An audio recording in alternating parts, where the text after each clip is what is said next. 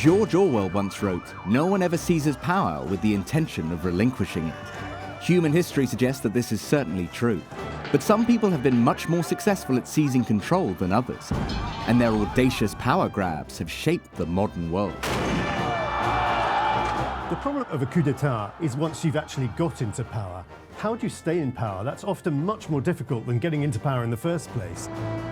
It's a question of propriety and legitimacy. A coup succeeds if it can be presented as legitimate. Where do you derive your authority from? It can't be just from the crowd. It must be from legitimate power holders in society. If you want to become a dictator, people skills are very important. If you no longer control the levers of power, you are vulnerable. So you have this kind of unending incentive to sort of stick around for as long as you can. Many countries that we know and love today were born by outrageous means, and new countries may be born in the future. In this show, we will be racing through history's greatest coups, from Julius Caesar to the strongmen that rule parts of the globe today. When the chaos was so bad and the situation deteriorating that a lot of the population felt if anyone grabs power and puts an end to this, it doesn't matter who they are, whether it's an extreme right-wing general or whether it's a mad Bolshevik, but as long as someone imposes their will. There is one big beast in town now. There aren't sort of lots of ravenous jackals roaming the streets ready to take your business and your property from you. We'll cover the most Machiavellian takeovers, from Napoleon to Catherine the Great. I don't think any ruler in history has ever managed to combine his or her sex life with their political life so successfully. To have as your lover the most effective foreign ministers, the most effective generals, that is extraordinary. We hope to uncover the keys to success, from charismatic leaders to devious behind-the-scenes schemers. Most coups fail, but the effect on history is vast. They have established many regimes which have changed time and again the course of history. The world we live in has been shaped by coups. Many of our political systems have been shaped by largely men wresting control and taking power. And who's to say that that won't continue, that we'll see in the future a new spate of coups? It's time to answer an age-old riddle: how to stage a coup.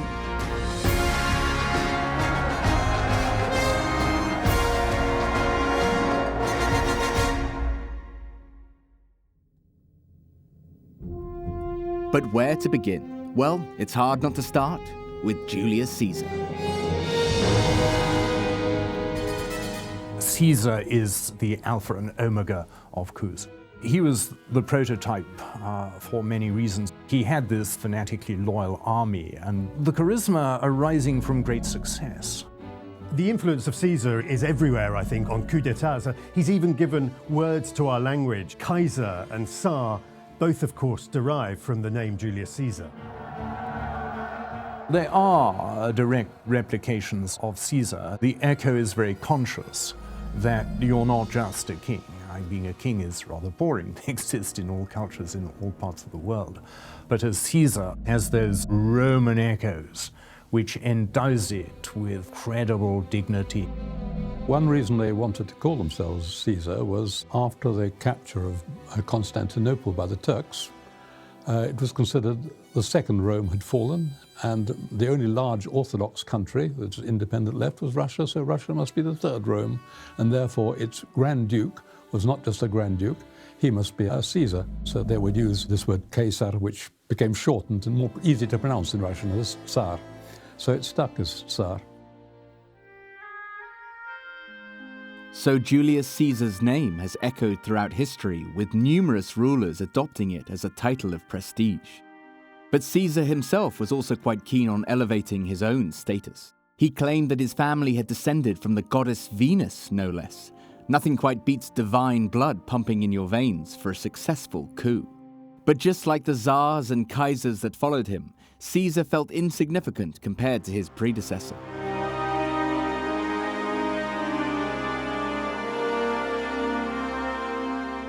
It's said that when he encountered a statue of Alexander the Great, Caesar realized that he had achieved little in comparison.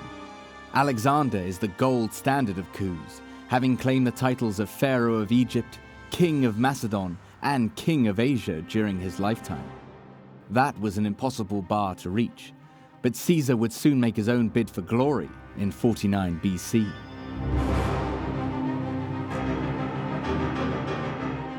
Julius Caesar provided a role for so many would-be dictators.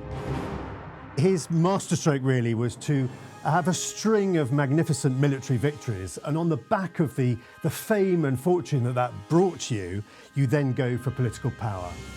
He was the prototype for many reasons, but specifically the key thing is to be a successful general and to have an army loyal to you. He crossed the Rubicon. That was the sign of civil war, because you couldn't cross the Rubicon. And so, always in coup, you have a general with an army. Power comes out of the barrel of a rifle, as Mao said. Julius Caesar had showed success on the battlefield, and this counted for absolutely everything in ancient Rome. It meant that his name was known to everyone. It had brought him fame, and it was that fame, the fact that everyone knew who he was and he'd been so successful, that then enabled him to edge his way into political power. Caesar's enormous success meant that he was bestowed the title of dictator by the Roman Republic, but he always had to face off the powerful Senate.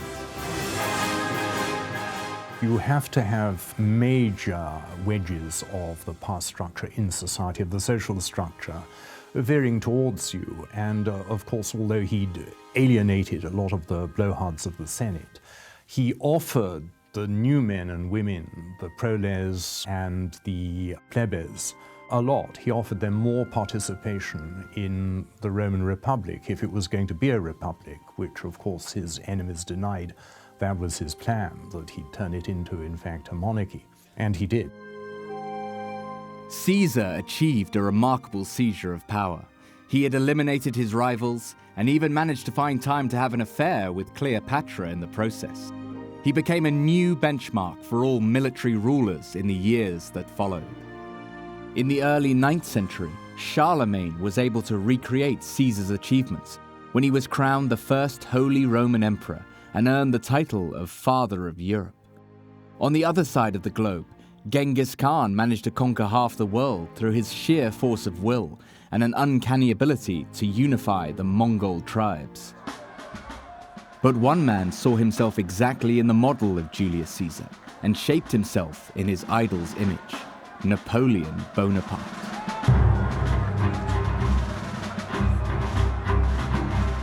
Napoleon fits almost exactly the Caesar model for a coup d'etat. He came from nowhere, from a little village in Corsica, but he built an army, he had a string of victories, he came to the attention of France. Everyone knew him. It is a direct comparison. They are both on the fringes of the nobility. Napoleon was hardly a self-made man.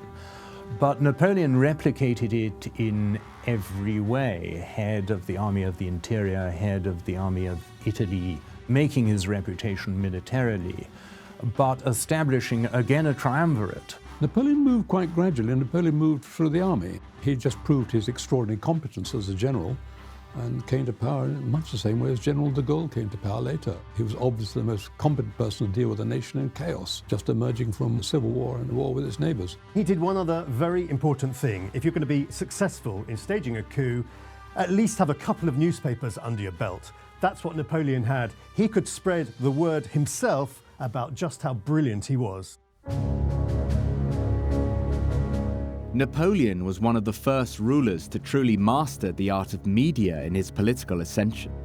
Not only did he have 2 newspapers of his own covering all his exploits, he commissioned a series of medallions which featured his greatest hits. These medallions showcased Napoleon himself, of course, but also featured Roman soldiers and tales from mythology, including Hercules slaying the Hydra.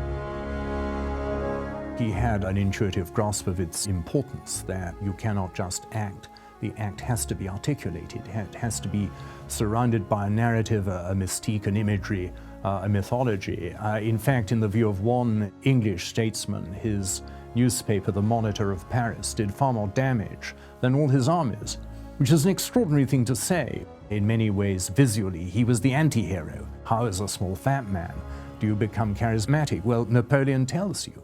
by the stylization, the very distinctive clothes, the brooding brow, the way this is replicated through pictures, through lithography, and so forth. He creates a whole symbol set associated with him, a whole supercharged mythology of greatness and grandeur, and indeed Caesarism. And this is where Caesar comes in fact, to the Napoleon story, because he's constantly making references to Caesar. And the idea of Caesar was the common background of all Europeans.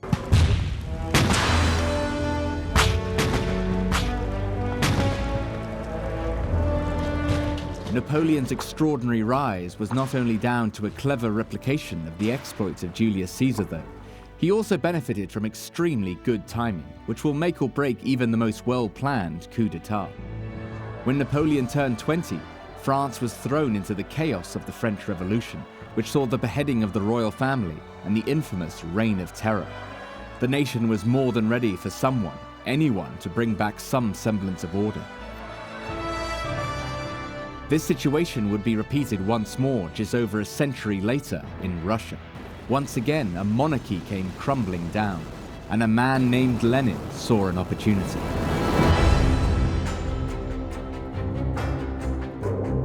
Lenin has to be one of the most unlikely leaders of a revolution, of a coup d'etat. He was bald, rather boring, and wrote very long, impenetrable political tracts. But Lenin got his timing right. Lenin was the prototype left-wing radical agitator. He spent an awfully long time writing pamphlets and books and addressing empty meetings. It was a very frustrating life, actually. You write a pamphlet, who's going to read it? And so much of his intellectual and emotional, indeed physical energy had gone into that. He's established himself as the unquestioned leader of the Bolshevik party. And I think that's a product of his intellect, his phenomenal energy, his kind of capacity for organization. I would say he had a few things in common with Peter the Great, Ivan the Terrible too. Absolute ruthlessness, only trusting people he had appointed himself, but he was something monomaniac and pedantic about him. He loved micromanaging. He came back to Russia when the provisional government was falling apart, Russia was in chaos, the war was going badly, and he was there at the right moment. Lenin came from nowhere. The trouble was, when he first came back from Switzerland, the government didn't know what he looked like. The provisional government failed to do what it knew it ought to have done, which is to arrest him and, if not hang him, at least lock him up very securely. Lenin, I think, grasps almost this kind of tectonic shift that is happening in Russian politics in 1917. Basically, the October Revolution is a coup which triggers a revolution. So the Bolsheviks seize power, although one historian says that they didn't so much seize power as just pick it up after it had been dropped in the street. Quite a lot of Russian plays about the Bolshevik takeover do end up with the Tsarist officer saying, oh, let the Bolsheviks take over, at least it'll put an end to all this chaos. There was that failure to resist, partly because people couldn't stand any more of the chaos, been going on for nearly a year, partly because Lenin promised the three things he was certainly not going to deliver. He promised peace, he promised bread, he promised liberty. There is an extent to which the population believes that anything is preferable to chaos, right? So, that's something that's animated Russian history for centuries, that, better the Tsar who rules with a strong hand than just total social collapse. Lenin is unique. He was absolutely determined. He wasn't afraid. He was prepared to get himself killed, and his associates killed too. Lenin expected to be grabbed and hanged. Actually ending up in command of all of Russia must have come as an enormous surprise, because this is actually someone who lived through a verbal and verbalizing medium. He was not a man of action. He was an agitator in a garret, quite literally in exile much of the time in Siberia, in Europe, pouring out these diatribes and apparently getting nowhere, constantly maneuvering against the Mensheviks, but never knowing that the Bolshevik destiny was in some way predetermined.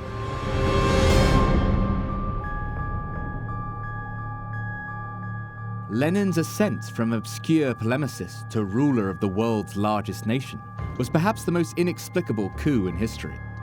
Not only did it change a nation forever, It helped facilitate a whole series of coups soon afterwards that had an incalculable effect on the world we know today. With Russia having fallen to a communist takeover, who was to be next? One man who took advantage of this tremendous uncertainty was Benito Mussolini. He had created the National Fascist Party and won election to the Italian parliament in 1921. By 1922, he had taken control of the country following a march on Rome. Lenin's seizing power caused alarm across Europe, and nowhere more so than in Italy, which was in a terrible political situation. The First World War had come to an end, millions of people were unemployed. And Mussolini saw this and he chose it as his moment to strike. Why not gather up those unemployed soldiers, build them into your own black shirt movement, and then march on the capital saying that you're going to save the country from the sort of thing that was taking place inside Russia?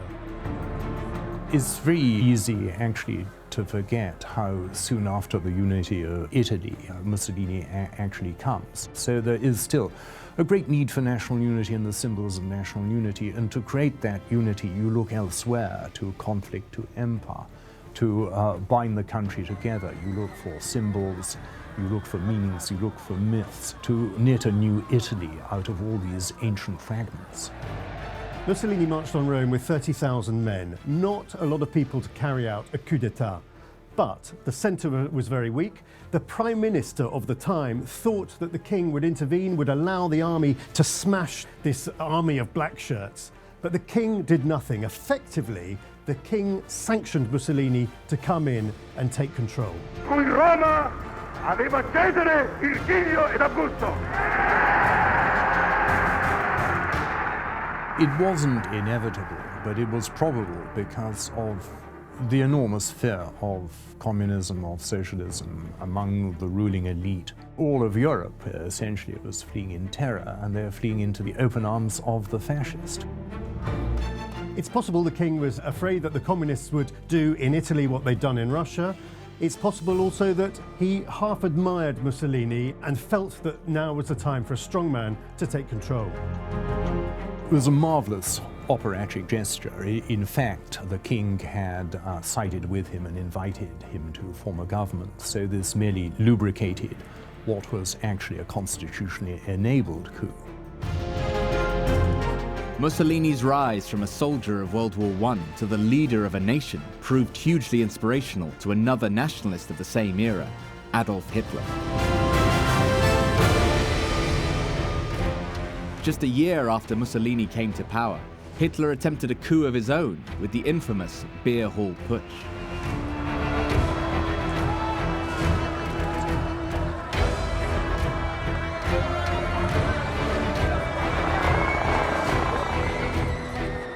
Mussolini, if you like, led the way for Hitler on staging a nationalistic coup. Mussolini had 30,000 men. Hitler tried it with just 2,000 men in Munich. He was pretty much unknown, and it was a miserable failure.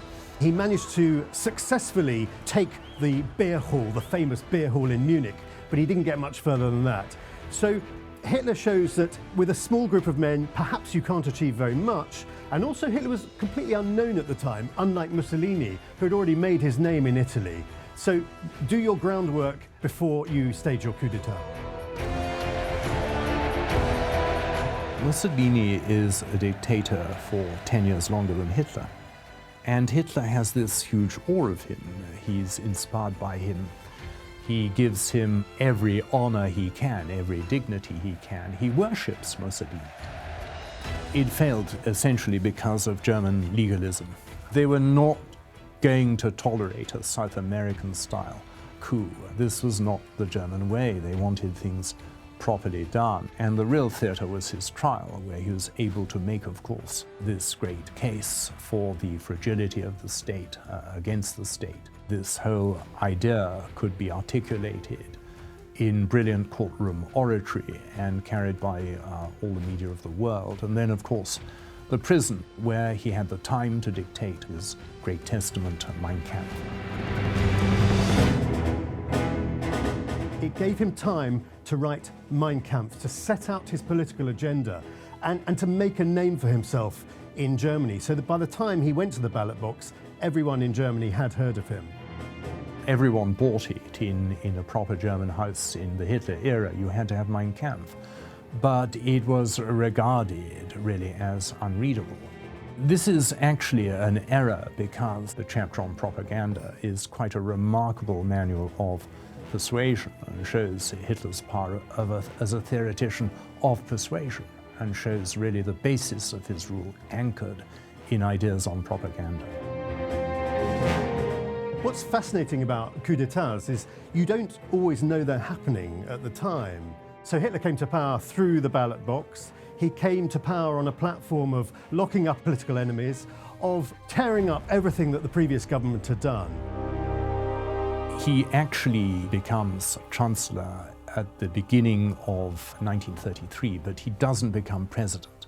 That's only when Hindenburg dies in 1934. It was pseudo-legal. In other words, none of it is legal, but it's always creating a facade of legality. It was very, very important to Hitler to preserve a facade of propriety and legalism, and a lot of the propaganda was directed towards that end.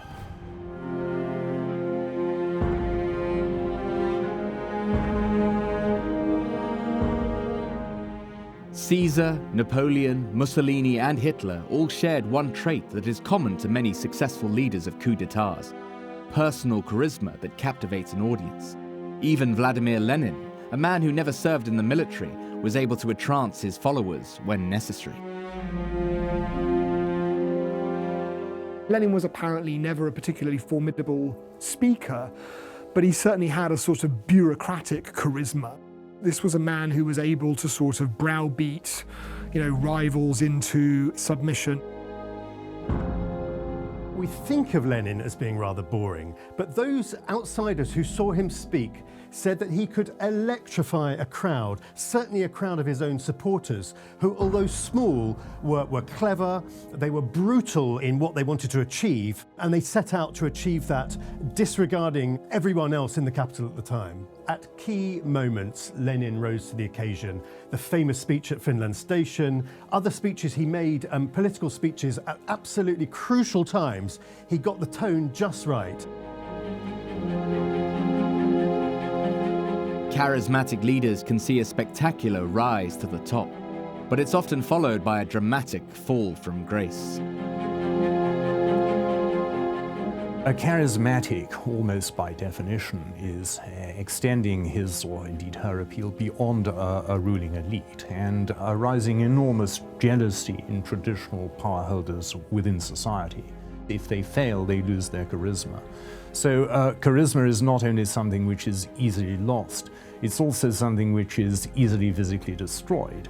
Of course, in Caesar's case, it was partly, in a sense, a family dispute because Brutus's mother was one of Caesar's lovers. So many people have followed that. Mussolini, Napoleon, they've all gone for that model. And it works very well for as long as it lasts. The problem is, it doesn't always last. Look what happened to Caesar. He was assassinated famously on the Ides of March. Et tu, Brute, then fall, Caesar. Mussolini's body was strung up in a square in Milan. Sometimes the Caesar model is great for achieving power, but not so great for holding on to it.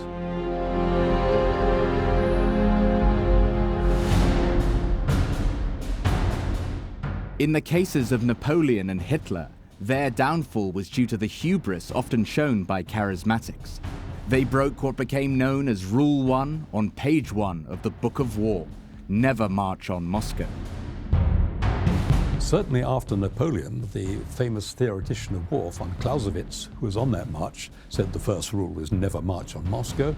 Hitler, of course, ignored it. Nobody believes the weather reports. Even Hitler didn't believe his meteorologists, how cold it gets and how early, and they don't believe that Russians can operate at -30, but Germans and French generally don't operate at -30, where it's a horse or a tank. Napoleon, who made the right preparations for invading Egypt and other climatically hostile environments, didn't take this into account. I suppose if you come from Corsica, you can't believe it.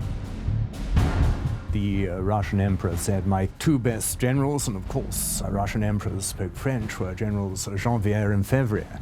This is extraordinary how Napoleon fell into that trap. It is one of the great epics of history, the great epic of failure and disaster. It's also really the Greek idea of hubris, that Napoleon had had so much success, it blinded him to key dangers, climactic among them, and astonishingly, a very similarly arrogant, hubristic man made the same error in 1941-42, Adolf Hitler.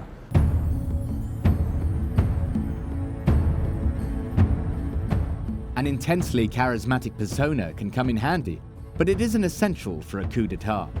One doesn't need to be a skilled orator to take over a nation. Sometimes you can ride off the abilities of charismatics around you as you plot your way to the top.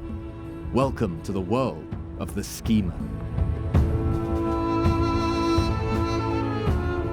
Vidkun Quisling was a politician who took power in Norway in a coup in 1940 after collaborating with the Nazis.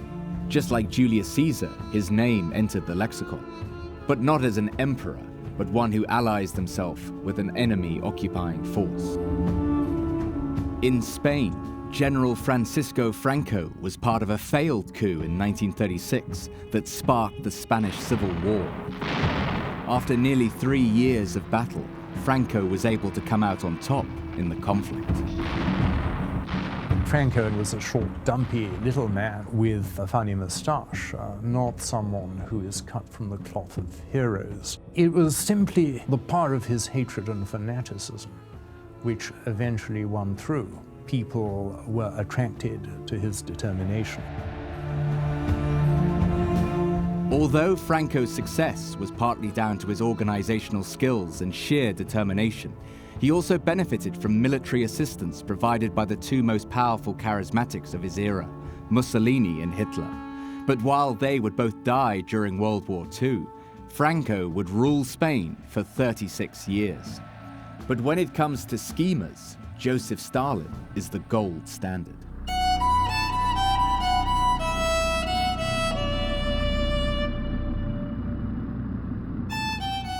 Stalin, for me, is the ultimate schemer, the man that's always keeping one eye on his own future. From the very outset, he was planning his own coup within a coup within a coup. He was determined that one day he would be master of all of Russia. Stalin was the backroom boy. He was the administrator. He'd always been the one behind the organization of demonstrations, the organization of polemics and publication. He is a very, very ruthless power broker. He's clearly deeply paranoid about the possibility of enemies and oppositionists within Soviet society, and that paranoia has, of course, devastating consequences for millions of Soviet citizens. When he was a student at the seminary, he wrote an essay on Sejanus, the Roman conspirator, which received top marks. It was an absolutely brilliant essay, and he wrote it as a schoolboy. So already, long before he'd even left school, he was preparing for this role. He'd got it. He'd got the idea of the Machiavel, the sinister idea of the backroom shadowy figure who gradually accumulates all of the power and then strikes. When Lenin died in 1924, it was uncertain who would succeed him. In the end, it came down to a battle between a charismatic in Leon Trotsky and a schemer in Joseph Stalin. It's fascinating if you see Trotsky and Stalin in action, because either of these two men could have been Lenin's successor. Trotsky, the great charismatic, his wonderful speeches to the Red Army. Stalin, the schemer. And Stalin, I think, was always going to win that battle. Stalin had a very, very clever way of dealing with Trotsky, which was not to confront him too often, not to argue with him too often, although they'd had some major quarrels.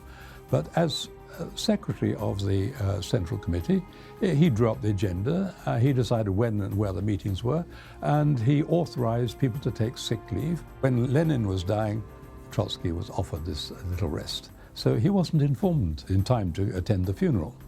If you're not seen as one of the pallbearers, then you are not in line for the succession. So Trotsky made these terrible mistakes. He underestimated Stalin, of course, that was the main thing. Trotsky doesn't have the kind of people skills that Stalin has.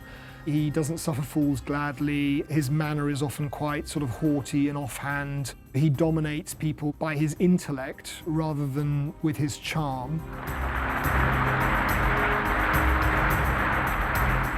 Stalin's, I think, great strength is that he's a people person, and Trotsky has no real interest in bureaucracy. Stalin is the consummate bureaucratic operator. Trotsky delivers these great rhetorical flourishes at party congresses, but he's making arguments increasingly to people who owe their position within the party hierarchy to Stalin. The present crisis will mean a new era in history. Stalin had the support of the secret police. And when Lenin died and you had a new economic policy, it was clear that Russia was not going to fight any wars. Trotsky wanted to fight wars with Germany and China. And it was perfectly clear that Stalin would want to eliminate all forms of opposition. So there were jobs for the secret police, but no jobs for the Red Army. He didn't keep his eye on the ball the way that Stalin did or Lenin had. He was the silent, looming presence. At a Stalin meeting, you had to clap at the end of it when he was dictator. And if you stopped clapping, you might be hauled off and shot. And so the clapping could last half an hour. This was the way he operated. And so it is a kind of anti-charisma, if you like, the plain dress, the silent presence, the stare. You read into it what you will. This was part of the role. People could believe he was an avuncular figure. People could believe he was a benevolent figure. He just didn't say. Leon Trotsky learned the hard way not to underestimate a devious schemer like Stalin. But he wasn't the first Russian to make such a mistake. Russian history is filled with schemers who have plotted their way into power. The most incredible of all being Catherine I, wife of Peter the Great, who became empress in her own right. Some coups are really extraordinary, and the one that for me is the most extraordinary is perhaps Catherine I, an example of social climbing that I've never witnessed any time else in history. Catherine I, there are various stories. The most likely one is that she was a small girl captured by the Russian army when it invaded the Baltic, and she was handed over to a Lutheran pastor. She's believed to be a sort of semi-literate Livonian peasant who sort of caught Peter's eye. I mean, I think that's probably fairly undistinguishing characteristic, because an awful lot of women caught Peter's eye. She saved Peter the Great. She saved the entire Russian army. She probably saved Russia when Peter the Great had one of his big disasters. He was fighting the Ottoman army, and at the river Prut, in what is today Moldavia, the Turks encircled the Russian army, and it was completely finished. Peter the Great and 100,000 Russians were in the Turkish hands. And Catherine first went to see the Turkish vizier. What she did with him is a matter of rumor. She certainly gave away all her jewels, and she promised him an enormous number of very fine horses. And the Turkish commander let the Russian army escape. That vizier paid for it by the Sultan cut off his head for that. But Peter the Great was so grateful to Catherine that she was the one person whom he never ever hit. He was totally infatuated with her, and so he made her his heir, even though she was a peasant girl by origin, and she never really learnt to read and write Russian. She married Peter the Great, who had instigated numerous reforms, getting rid of the old feudal aristocracy and bringing in his own men. Now, when he died, Catherine carried on that. She supported those men. The horror of the feudal aristocrats who thought they'd be back in power as soon as Peter was gone. So it's a very odd takeover, a very clever one, a very scheming one. And for someone who came from absolutely nowhere, it really is extraordinarily surprising. But Catherine I's successes, as remarkable as they were, would eventually be overshadowed by a second Catherine, who also married a Tsar called Peter, in her case, Peter III. But his rule would only last 6 months, as Catherine the Great, as she came to be known, claimed the throne for herself in a daring coup. I regard Catherine as one of the most remarkable monarchs of everything. When you think where she came from this tiny little German principality. Catherine the Great took some of the tricks from her namesake Catherine I, although she went very few steps further than Catherine I. An extraordinary takeover of a vast Russian empire. It must be said that her accession to power is helped, paradoxically, by her husband's own blundering. Peter accedes to the throne upon the death of his mother in 1761, and then manages to alienate most of the key constituencies within the empire. From Catherine's point of view, the big disaster was he might put her in a nunnery. She decided he had to be got rid of. Her skill is less in toppling her husband than in ensuring that she herself becomes his successor. So whilst most of the conspiracy seems to have been organised by the Orlov brothers, Catherine certainly plays her part, with aplomb. She does this tour of the Guards regiments, which really actually are the seat of actual power in Russia. She very skillfully presents herself as a defender of Russian orthodoxy and Russian interests against the Prussians. She sort of positions herself as a national figurehead and someone who is prepared to accept the throne in order to defend Mother Russia from forces that are trying to undo them. You are my children. I come to you as the mother of all Russia. It's quite extraordinarily sordid that she forced her husband to sign an abdication, and a few days later he was murdered. Catherine the Great denied that she had any foreknowledge of what was going to happen to her husband. There are various accounts. There is one interesting document from her favourite, Alexander Orlov, as he was taking Peter III away to a safe place. He's had a very bad attack of colic. I'm afraid he may die. I'm even more afraid he might come back to life, which wouldn't look good in a court of law, but that's the nearest we have to it. She rather manoeuvred to be called the Great with a direct echo of Peter the Great. She wanted to be seen in the same reformist trajectory. She wanted to be great in many senses, militarily, of course, as a patriot, as a reformer, but culturally too. Catherine the Great illustrates one of the curious facts about many successful coups. Throughout history, they have often been carried out by people born and raised outside of the nation they would eventually control. Catherine hailed from Germany. Stalin was a native son of Georgia. Hitler was famously from the Austro-Hungarian Empire. And Napoleon spent his formative years on the island of Corsica. These future leaders of the world's greatest coups also often had vastly different political views in their youth. Napoleon was a Corsican nationalist who wanted to completely break free of the influence of the French motherland. Stalin was a Georgian nationalist who battled Russian influence in his homeland. Mussolini started out in the Italian Socialist Party before he was thrown out. So a successful coup does not require a leader with a lifelong political commitment. Views can change in a quest for power. I think most coups that are successful are born out of a weak centre. That when the central government is on the point of collapsing or there's social unrest, and if there is someone there at the time to take advantage of that, that's when it can work. Mussolini, Lenin, Napoleon all took advantage of a catastrophic situation in their countries at the time.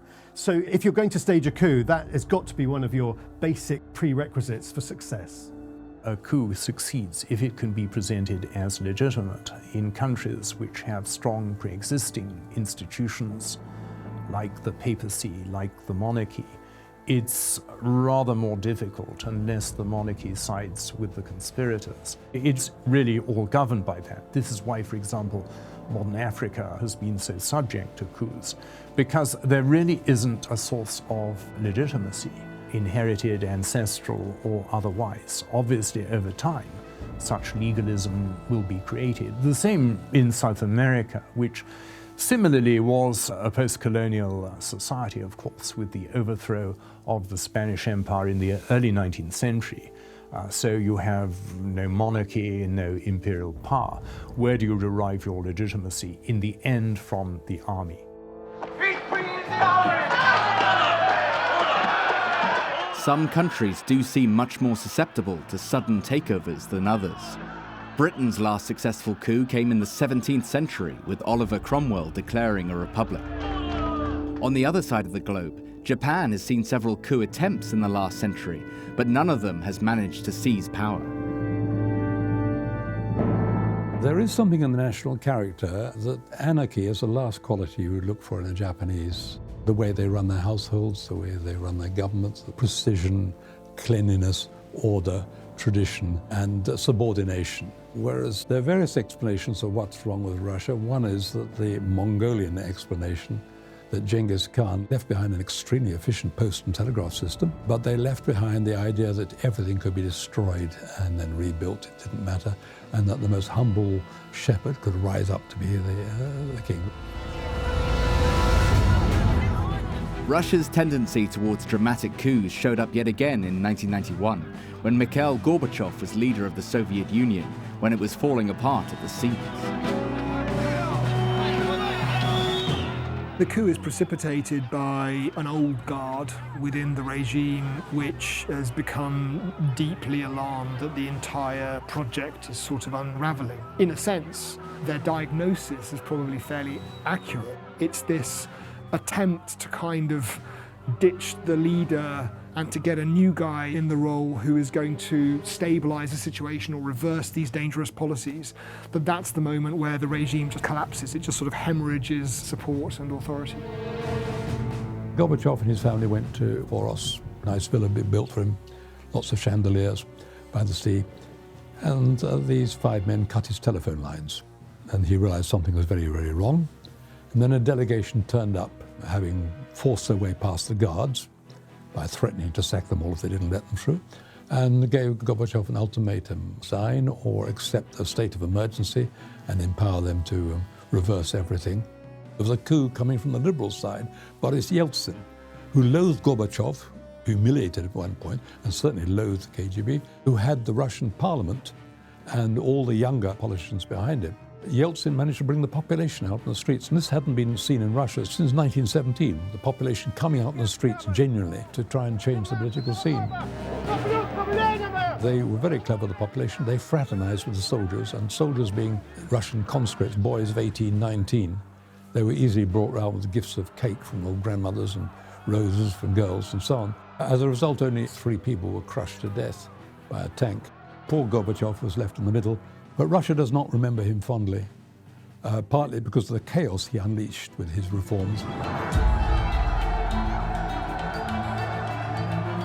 A lot of these regimes really do recreate history and create new trajectories. Our world, the world we live in, is in fact unthinkable without coups. Coups have determined a lot of our reality for us.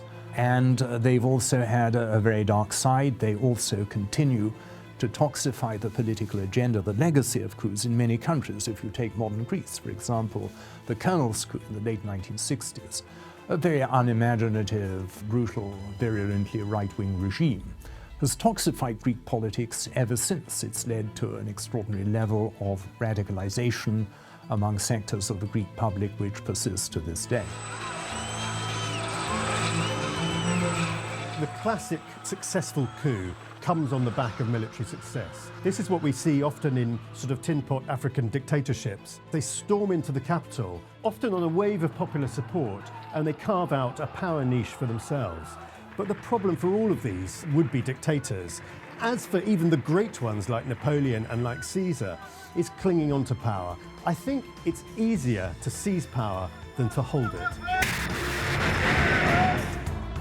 If you take Egypt, for example, President Nasser overthrows King Farouk and establishes the military regime which continues to this day. Of course, sub-Saharan Africa, we have quite a few colorful characters like Emperor Bokassa, like Idi Amin, who overthrows Milton Obote and establishes the unique last King of Scotland, Amin regime in Uganda. In Turkey, coups have been a recurrent feature of its existence in the 20th century. For one simple reason alone, Ataturk created this highly secular constitution and empowered the military to intervene if the constitution was being violated by civilian politicians. And this has happened recurrently. The military have always said, we're the essence of the nation. We're not just the fighting force, we're the essence of national, if you like, resolve, national meaning. We in the end have to decide what this nation is.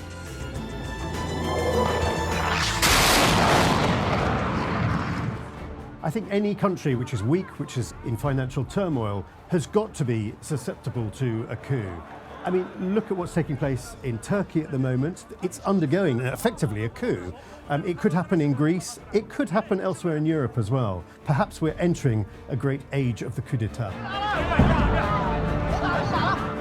Certainly into the 20th century, the business of staging a coup becomes much more difficult in a way. It's much more of a political challenge because it's not simply about bringing on side a relatively small number of members of the elite, but it now has to function and succeed in kind of legitimizing itself in a new field of kind of mass politics. You know, it has to work in the streets.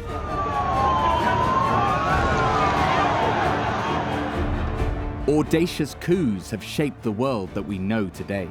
They have molded countries, inspired revolutions, and turned unknown figures into legends. Who's to say that there aren't men and women walking the earth right now who will drastically change the course of human history? After all, with a dash of charisma or a dose of Machiavellian scheming, even the most robust of nations can be transformed, for better or worse.